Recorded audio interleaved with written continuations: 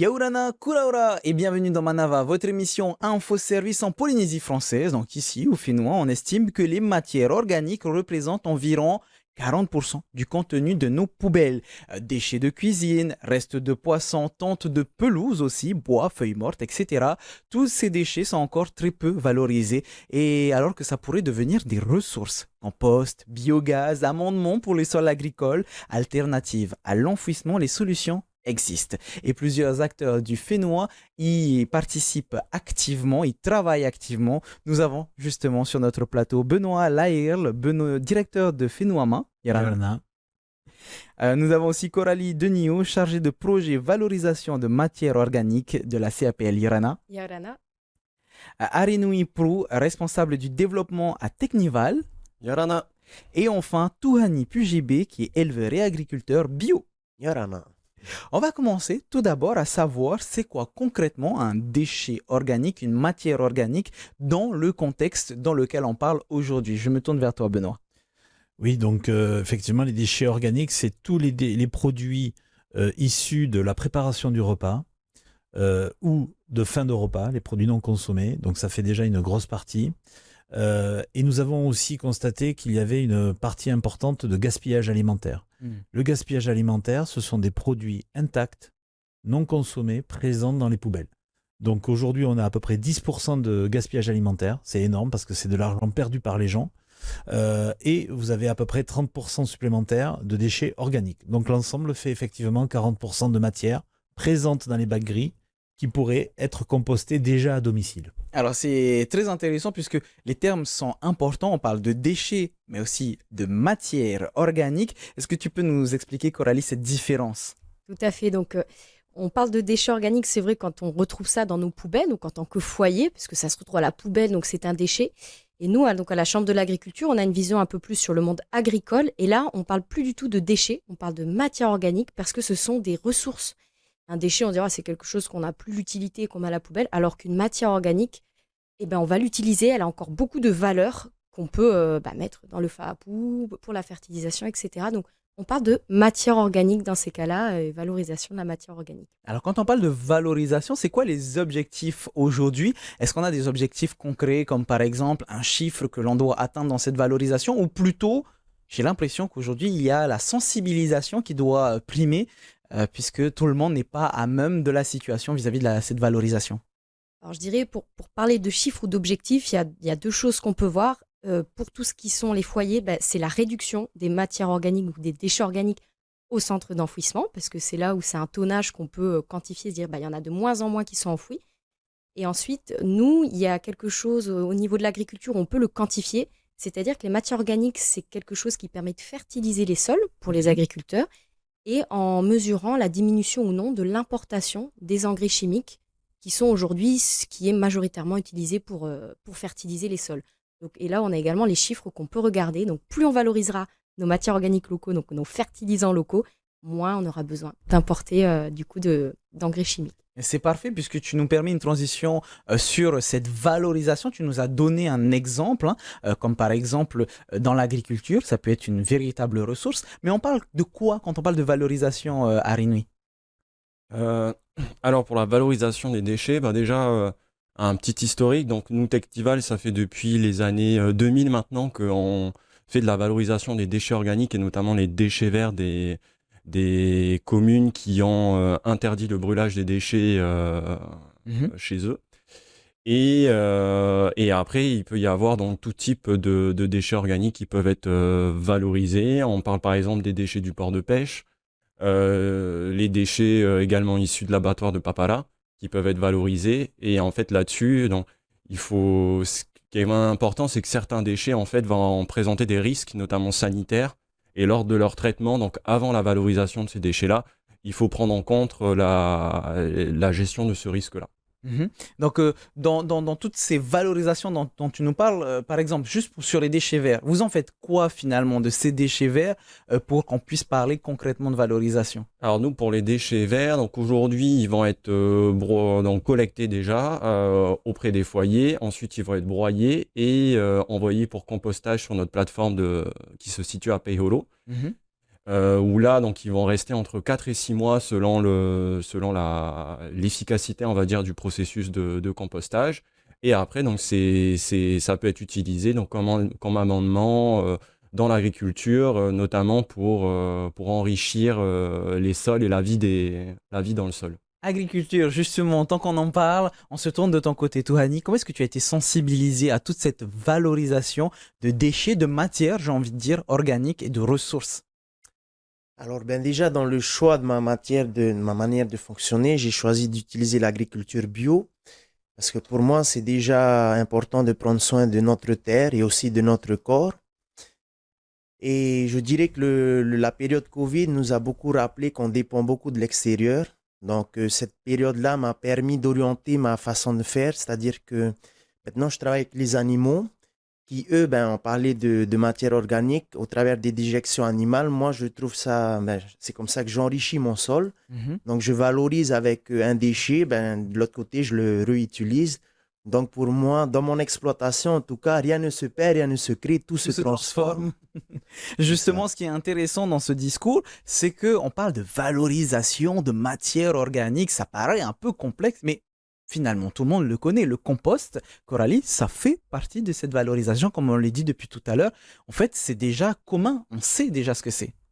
Le compost, que je dirais, ce serait le premier, La base. la base pour valoriser sa matière organique. Ce que tout le monde connaît, qui est, on va dire, le plus facile techniquement, qui demande le moins de coûts et qu'on peut faire chez soi. Ce qui est très important pour le compost, c'est qu'il faut bien mélanger du végétal Mhm. et avec quelque chose d'organique, d'un peu plus riche, donc des restes alimentaires quand on est chez soi ou autre. Et surtout, ne pas mettre que du reste alimentaire, sinon ça va sentir, ça peut attirer des rats, des nuisibles. Donc, il y a quand même des petites règles, c'est pas si simple que ça, mais c'est tout à fait accessible à tout le monde. Il y a beaucoup de communication si on tape compost sur Internet, sur YouTube, Fenoama également a fait des fiches pour aider au compostage. Ça peut se faire chez soi à moindre coût. Ensuite, par contre, dès que ça devient à plus grande ampleur, comme il faut tourner le compost, le remuer, ça peut demander du travail physique. Tout ce qui est simple, ça veut dire que c'est de l'huile de coude et il faut faire le retournement soi-même. Après, ce qui est important en fait pour ce qui est valorisation des matières organiques, il faut tout le temps qu'il y ait une température, une montée en température, c'est ce qu'on appelle pour hygiéniser et puis pour diminuer les odeurs ou les nuisances. Donc, le compost le permet, après d'autres processus. Mais voilà, le compost, c'est, on va dire, le plus commun, le plus connu, qui fonctionne très bien. Il faut du végétal, donc les pelouses ou autres, ou les feuilles mortes, ça fonctionne très bien chez soi. Et c'est quelque chose que font beaucoup d'agriculteurs. D'ailleurs, eux, ils utilisent la bourre de coco, par exemple, excellent, qui vont mélanger à de la viande ou mélanger à du fumier ou du lisier. D'ailleurs, les éleveurs de porc utilisent ça comme litière. C'est un excellent moyen, faire une litière à base de bourre de coco. Mhm. On fait un peu le début d'un compost en quelque sorte. On mélange quelque chose de riche avec quelque chose de végétal. Faire de la valorisation de matière organique, ça paraît complexe, comme on le dit depuis tout à l'heure, mais ça n'est pas tant que ça. Il y a énormément de tutos, donc ça serait faire preuve de mauvaise foi que de dire que vous êtes perdu si vous voulez en faire. Je voyais que Benoît, tu voulais réagir à la phrase de Touhani, rien ne se perd, tout se transforme. Oui, il a tout à fait raison. Et le meilleur déchet, c'est celui qu'on ne produit pas. Donc, si on peut en faire quelque chose dès le départ, c'est tant mieux.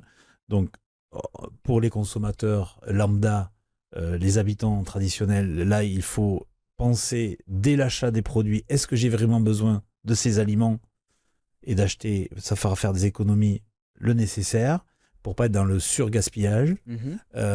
Et ensuite, sur le compostage, la méthode que nous avons préconisée pour le grand public, c'est de faire tout simplement de l'humide ou du vert en associant ensuite du marron, du sec. Voilà. Donc, si on vient de mettre des restes de repas, il faut aller mettre des feuilles mortes. Puis après, on peut reprendre de la pelouse qui vient d'être taillée, etc. Et d'alterner. Et c'est cette alternance qui va permettre de bloquer les mauvaises odeurs et d'amener l'amendement ensemble sur, comme tu disais, sur une période de 6 à 7 mois, où un résultat peut être utilisé en mulch. Mulch, c'est du paillage. Ou intégré directement dans la terre. Mais là aussi, attention, les composts, des fois, sont très riches, très puissants. Ils peuvent griller les plantes si on l'utilise pur. Donc, il faut aussi faire un petit mélange avec de la terre traditionnelle pour arriver à avoir des jolis bougainvilliers ou un beau fapou. On en a déjà un petit peu parlé, que ce soit des déchets verts, des déchets alimentaires, donc on peut retrouver dans sa cuisine ou après un repas. Mais concrètement, est-ce qu'il y a d'autres déchets organiques qui sont réellement valorisés au Fénois, mis à part ceux que l'on a déjà cités? Au niveau des usagers, Mhm. c'est uniquement le compostage individuel. Maintenant, nous avons au niveau de Phénomena prévu sur les années 2026 à 2028, dans le cadre de notre schéma directeur, la mise en place, le test sur certaines communes volontaires. Donc on est en train de travailler avec ces communes sur la mise en place de ce qu'on a voulu appeler le bac marron. Ok. Le bac marron, c'est justement le regroupement des matières compostables qu'on met déjà dans le bac vert, c'est-à-dire les papiers, les cartons, on les mettrait dans le bac marron. Tous les restes de repas et de préparation de repas qu'on peut mettre dans son composteur, on le mettrait dans ce bac marron. Et également les petites tontes de pelouse, les petits déchets verts coupés quotidiennement. Et nous, ce qu'on veut voir, c'est quel compost on va réussir. Et en travaillant de façon industrielle, c'est-à-dire en venant collecter ces déchets chez les habitants, on va pouvoir aussi intégrer les déchets de poisson ou les os de poulet ou de côte de bœuf, peu importe, qui, eux, sont des déchets non compostables à l'échelle individuelle, mais qui pourraient le devenir à l'échelle industrielle. Je te fais une réaction que j'ai pu voir, puisque je suis assez sensibilisé sur tout ce qui est tri, mais un jour j'ai eu cette réaction. Et c'est fouet de trier. Du coup, qu'est-ce qu'on peut faire pour ces personnes? Sensibiliser? Alors, bien sûr, et puis il faut expliquer, parce que l'objectif, c'est que si nous faisons, là d'abord on parle que de tests, donc ça serait 50 à une centaine de foyers sur 2-3 communes volontaires, donc c'est limité, mais on aimerait étudier le résultat.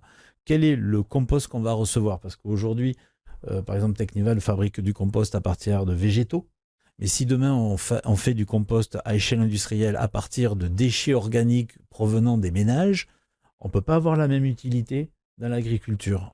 Il faut aussi peut-être développer, et c'est là où le rôle de l'agriculture est important, les développements d'exploitation forestière, où on va amener de l'amendement, mais sans nourrir la population. C'est de faire du bois d'ornement, faire des pelouses ou des petites fleurs, enfin de l'horticulture, mais on ne va pas faire du maha produit à partir d'un compost qu'on ne maîtriserait pas, Bien sûr. parce que nous tous, hier soir, nous n'avons pas mangé la même chose. Oui. Donc, on n'aurait pas la même poubelle. Donc, il y a de l'inconstance, en fait, dans la production des déchets issus des particuliers. Par contre, un professionnel, un agriculteur, il y a une saisonnalité, il y a une fréquence qui fait qu'il a des volumes importants qu'il maîtrise beaucoup mieux. Et transition parfaite, justement, de ton côté, Touhani, est-ce qu'il y a des déchets qui sont plus ou moins faciles à gérer et à valoriser? Alors pour ma part, moi j'ai choisi de travailler avec les animaux, donc chez moi tout est valorisé, même quand on taille les arbres, je travaille avec les chèvres, donc ça c'est donné aux chèvres. Même l'herbe aujourd'hui, je vois plus ça comme de l'herbe, mais comme de la nourriture pour les animaux. Tu disais tout à l'heure les déjections, donc je suppose tout ce qui est caca poule, caca cheval, ça c'est utilisé. C'est réutilisé. Aujourd'hui, je fais ce qu'on appelle les tracto chicken, des tracteurs, enfin, des poulets qui sont mis dans une espèce de bâtiment et ce bâtiment se déplace sur l'exploitation. Ouah, trop bien. Donc, je diminue ma charge de travail, j'ai plus à acheter déjà, je diminue mes intrants. Et c'est un peu cette forme d'agriculture aujourd'hui pour moi, qu'il faut développer. Donc pouvoir mélanger l'élevage et l'agriculture, comme tu viens de dire. J'ai vu un reportage sur des canards qui étaient lancés dans des Exactement. rizières. Les déjections permettaient de nourrir le riz et les canards allaient manger ces petits insectes. C'est ce genre de choses, d'initiatives qui pourraient permettre de faciliter la vie à tout le monde finalement. C'est ce qu'on retrouve dans la nature. On parle d'écosystème. C'est plusieurs systèmes qui sont mis en relation. Et c'est un peu ce genre d'agriculture qu'il faudrait promouvoir. J'ai lancé visiblement un beau sujet de débat puisque Coralie, je voyais que tu voulais réagir. Complètement, pour rebondir sur ce que disait Touhani, le système idéal, c'est sûr que c'est de la polyculture. Ça veut dire faire à la fois travailler le sol, faire du maraîchage et avoir des cochons ou des poules. Et il y a un autre point aussi que je vois, c'est qu'un éleveur, quand il va avoir des cochons, quand il va avoir des poules quand même au niveau professionnel, pas 4-5 poules chez lui, il achète souvent le maha, la nourriture, qui vient, aujourd'hui on en produit un peu localement, mais on fait quand même venir la matière première, donc de l'étranger. Et en fait, toute cette matière qui vient, tous ces aliments qui viennent de l'étranger, qui arrivent pour nourrir nos animaux, Impact carbone, ça tout serait ça. presque, j'ai envie de dire, du gaspillage, même de ne pas utiliser les déjections de ces animaux, qui sont encore très riches en azote, en phosphore, en plein de bonnes choses pour les plantes. Et du coup, revaloriser derrière les excréments, les fientes, le lisier, le crottin de cheval, c'est très sain, c'est très bon. Et après, donc je peux que encourager et dire que ça, ce sont les aimants. On a souvent tendance dès qu'on parle d'excréments, voilà, il y a des sujets qui peuvent un peu être réticents, mais en fait, c'est ce qui se passe complètement dans la nature. Donc, ne pas utiliser ça, pour moi, c'est presque perdre un peu l'argent. Ça coûte très cher le marin pour les animaux, pour les éleveurs qui le font venir. Donc là, c'est une double valorisation. Ça nourrit le sol et l'animal. D'où l'utilisation du terme matière organique. Je vois que tu voulais réagir aussi, Arinui. Oui, ben, un peu sur tout ce qui vient d'être dit. Moi, je pense que dans la partie sur les projets de valorisation de déchets ou de matières organiques, il est très important donc d'avoir les deux visions. Donc la première vision que je disais tout à l'heure sur la partie gestion de déchets, où ben, certains déchets organiques vont présenter des risques sanitaires qu'il ne faut pas mettre de côté. Il faut vraiment prendre en compte parce que c'est important pour la sécurité de la population et des animaux. Et après, il y a aussi la vision produit qu'il faut surtout pas oublier lorsqu'on se lance dans un projet de valorisation de déchets. C'est dans le sens où il faut valoriser des déchets qui vont répondre derrière à un besoin local. Bien sûr. Aujourd'hui, par exemple, nous, sur la partie compost, chez Technival, donc, je pense qu'il y a beaucoup de Polynésiens qui connaissent nos sacs de compost.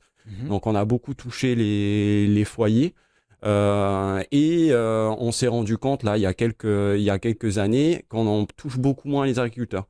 Donc, nous, aujourd'hui, l'objectif, c'est d'aller avec les agriculteurs et voir comment est-ce qu'on peut améliorer notre produit pour que ça réponde à leurs besoins à eux. Et je pense que ça, c'est vraiment très important, parce qu'il ne faut pas tomber dans le piège d'aller sur de la valorisation de déchets sans que tu puisses écouler derrière ton produit, sans que ça réponde à un besoin local. Bien sûr, justement par rapport à toutes ces missions et toutes les choses qui peuvent être mises en place, la dernière fois je pars à la pêche et justement je voyais un bateau qui allait jeter tout ce qui est carcasse de poissons, etc.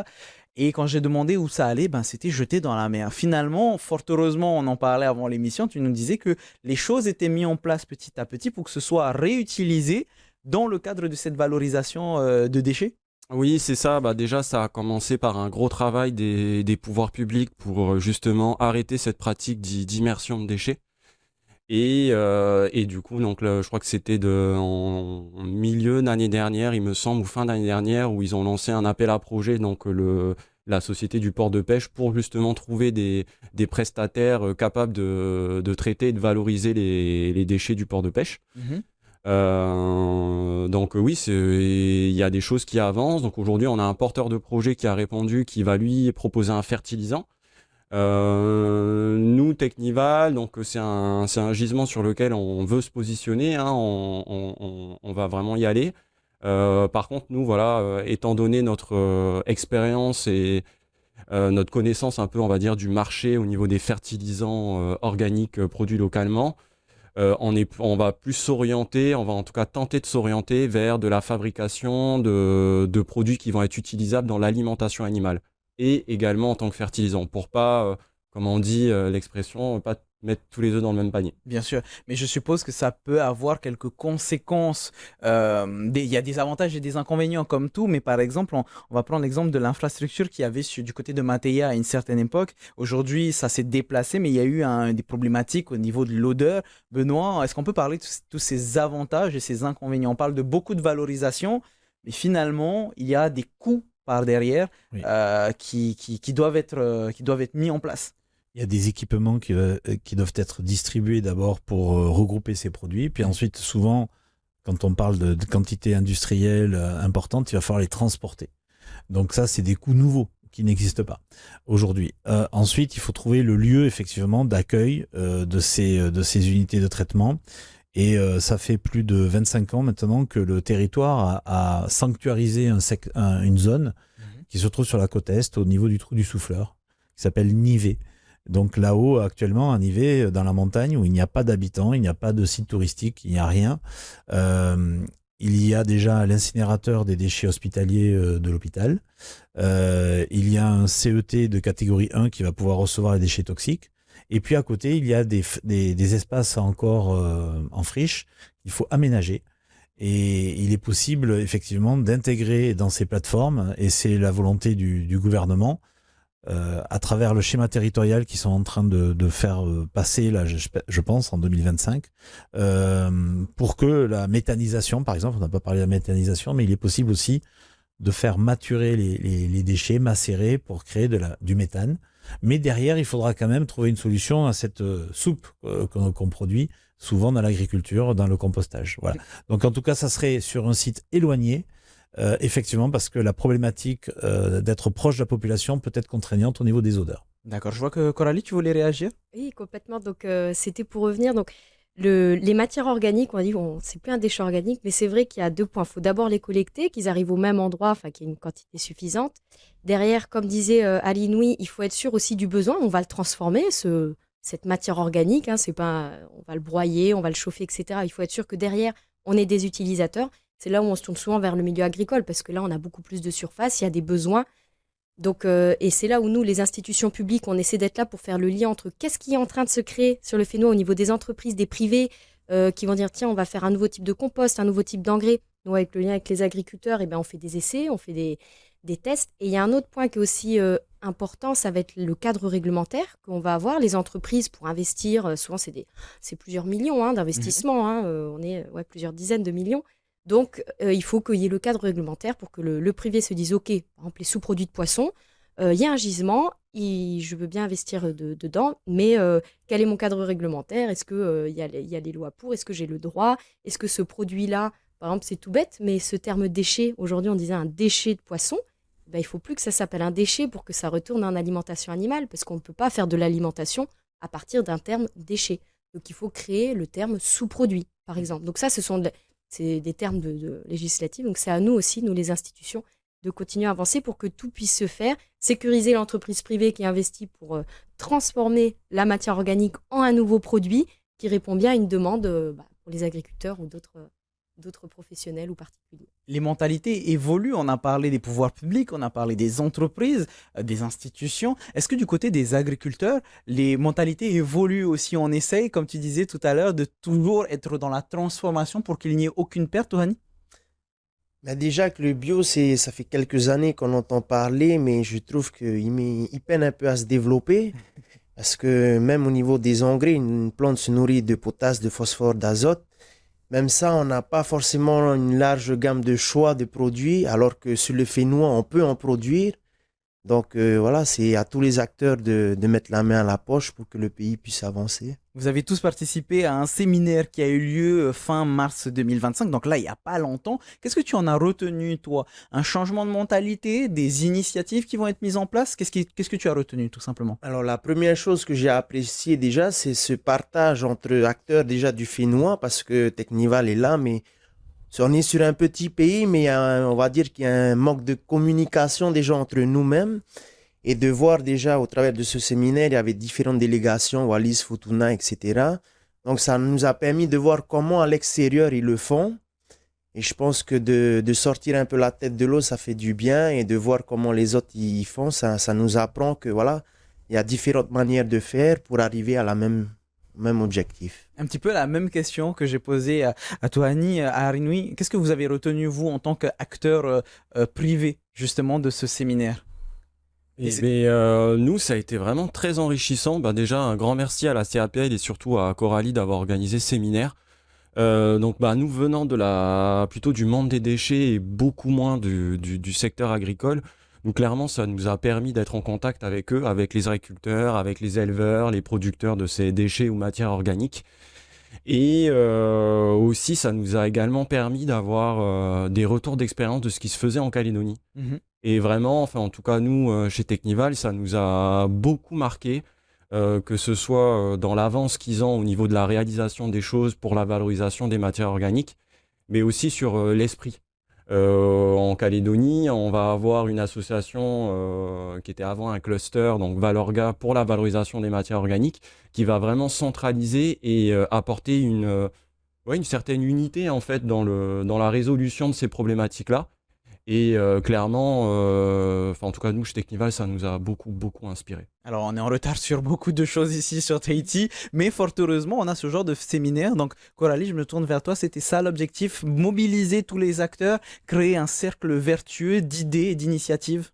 Je ne peux pas dire mieux, c'était tout à fait ça l'objectif.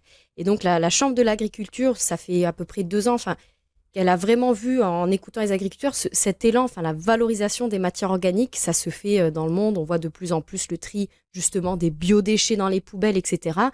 Ok, on a un petit peu de retard en Polynésie, mais il n'est jamais trop tard.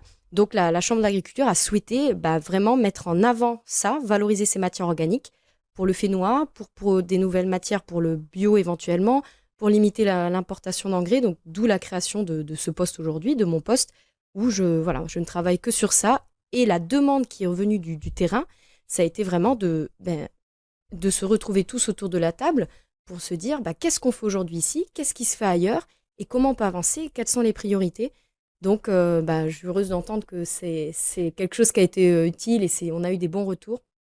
Donc, tant mieux, la Chambre d'agriculture a fait le bon choix en se disant il faut qu'on mette en avant la valorisation des matières organiques, il y a un gros potentiel dessus. Et de plus en plus, quand on a vu la crise Covid qui s'est passée, comme tu disais, il faut qu'on ait une certaine autonomie, qu'on se sécurise. Si demain, il n'y a plus de bateaux, si on n'importe plus d'engrais et qu'on n'a plus de maha pour à planter dans notre fapou, voilà, il faut qu'on sache et qu'on puisse valoriser nos matières organiques localement. On peut encore faire mieux. On est déjà sur la fin de notre émission, mais je vais quand même te donner le dernier mot, Benoît, en une seule phrase. Les mentalités évoluent, où il y a encore beaucoup de choses à mettre en place. Les mentalités évoluent puisque nous avons permis de réussir à augmenter les quantités de déchets recyclables. Je parle donc là du bac vert. Que les quantités globales de déchets diminuent. Je pense qu'il y a un double effet. Il y a un effet de prise de conscience, bien sûr, du tri, de la valorisation, etc. Mais aussi un vrai sujet économique. Je pense que les gens font attention maintenant quand ils achètent leurs produits. Mais sur les déchets, on en voit moins. Et il faut accentuer cette tendance. Et c'est vrai que l'axe développé par la valorisation organique, le compostage à domicile, permettrait grandement de diminuer au moins d'un tiers sa poubelle grise. Donc il y a de l'espoir. Alors, le premier pas, c'est à nous de le faire directement chez soi. N'hésitez pas à aller sur le site de fenoama.pf et le site de la CAPL, capl.pf, pour vous renseigner si ça vous tient à cœur, si vous voulez faire un geste et directement contacter les différents acteurs qui sont sur notre plateau, que je remercie d'ailleurs d'avoir répondu à toutes mes questions. Bonne soirée les amis, bon appétit si vous êtes à table. N'oubliez pas de trier, justement, si vous avez bientôt fini. Bonne soirée sur TNTV avec votre VATT. Maruru Totato Farerira, Trahoma, Pariana.